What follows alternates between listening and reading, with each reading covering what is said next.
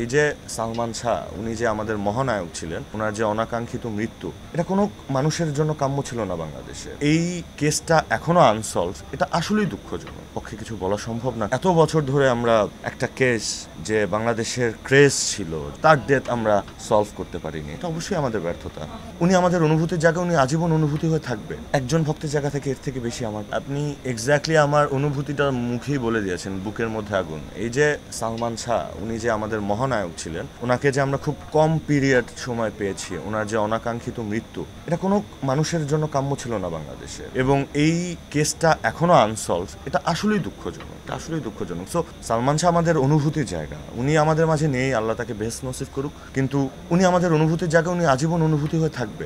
So আমি কেন, সবাই কি চায় না যে সত্যিটা জানুক মানুষ, বা এটার একটা সঠিক বিচার হোক, যেহেতু কেসটা এখনো আনসলভ? একজন ভক্তের জায়গা থেকে এর থেকে বেশি আমার পক্ষে কিছু বলা সম্ভব না, কারণ আমার ইনসিডেন্টটার সময় আমার বয়স খুবই কম।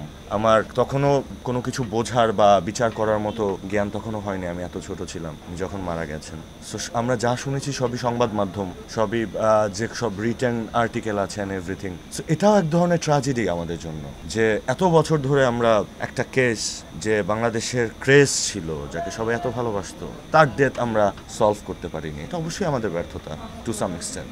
এগুলো সব myth, to be very honest. আমি আমার জায়গা থেকে বলতে পারি, আমার জায়গা থেকে আমি একজন অভিনেতা। আমি একটি স্ক্রিপ্ট পেয়েছিলাম যেটার নাম বুকের মধ্যে আগুন। প্ল্যাটফর্মটা ছিল হইচই। ডিরেক্টর ছিল তানিম রহমান অংশু ভাই, যাকে আমি ভীষণ পছন্দ করি। কো-আর্টিস্ট ছিল অপূর্ব ভাইয়ের মতো একজন অসাধারণ ব্যক্তিত্ব। ইয়াশ ছিল। আমার কাছে ওইগুলো ইম্পর্টেন্ট ছিল। গল্প আমি পড়ি, স্ক্রিপ্ট আসলে that wasn't a factor to me. In fact আমি যার কথা বলা হয় তাকে ভেবে বা তাকে অনুকরণ করে বা তার দ্বারা কোনোভাবে ইন্সপায়ার্ড হয়েও আমি ক্যারেক্টারটা প্লে করিনি। আমি যে ক্যারেক্টারটা প্লে করেছি সেটা একটি স্ক্রিপ্টে লেখা ছিল, পুরোটাই রিটেন। আমি শুধুই ফারুক হাসান বান্নাই প্লে করেছি, আমি এর বাইরে কিছু প্লে করিনি।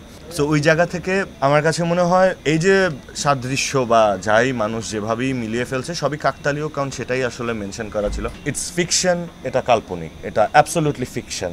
এখন কোনোভাবে যদি সেটার সাথে বাস্তবে মিলে যায় এবং যদি সেটা নিয়ে প্রশ্ন আবার ওঠে, আমি অবশ্যই চাইবো এটার সুরাহা হোক, এটা যেটা সত্যি সেটাই বেরিয়ে আসুক, মানুষ সত্যিটা জানুক।